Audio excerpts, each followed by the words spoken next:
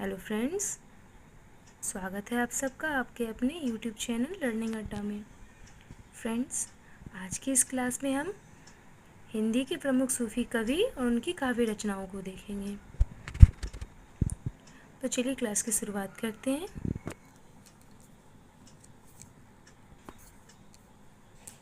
हिंदी के प्रमुख सूफी कवि और काव्य निम्नलिखित हैं। सबसे पहली जो रचना है वह है हंसावली। हंसावली का समय क्या है? 1370 ईस्वी, और इसके कवि हैं शायद। और इन्होंने जो ये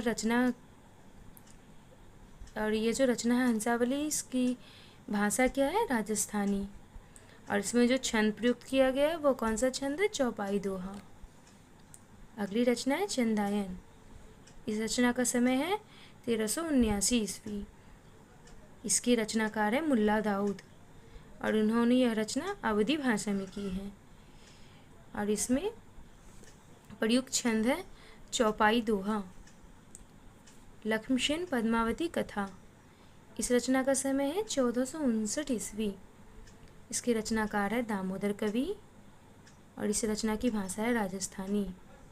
और इसमें जो छंद प्रयुक्त हुआ है वह है चौपाई दोहा और सोरठा। अगली रचना है सत्यवती कथा, 1501 ईस्वी।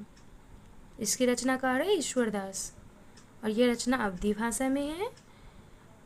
और इसमें जो छंद प्रयुक्त हुआ है वह है दोहा चौपाई। अगली रचना मृगावती। मृगावती इसकी रचना 1501 ईस्वी। मृगावती इस रचना का समय है 1501 ईस्वी। इसके रचनाकार है कुतुवन, और यह रचना अवधी भाषा में लिखी गई है। इसमें प्रयुक्त छंद है दोहा चौपाई। माधवानल कामंद कला। इस रचना का समय है 1527 ईस्वी। इसके रचनाकार गणपति हैं, और यह रचना राजस्थानी भाषा में लिखी गई है। इस रचना में सिर्फ दोहा छंद प्रयुक्त हुआ है, अर्थात प्रयोग हुआ है। पद्मावत। इस रचना का समय 1540 ईस्वी। इसके रचनाकार है जायसी। इन्होंने यह रचना अवधी भाषा में लिखी है, और इसमें चौपाई दोहा का उपयोग किया है।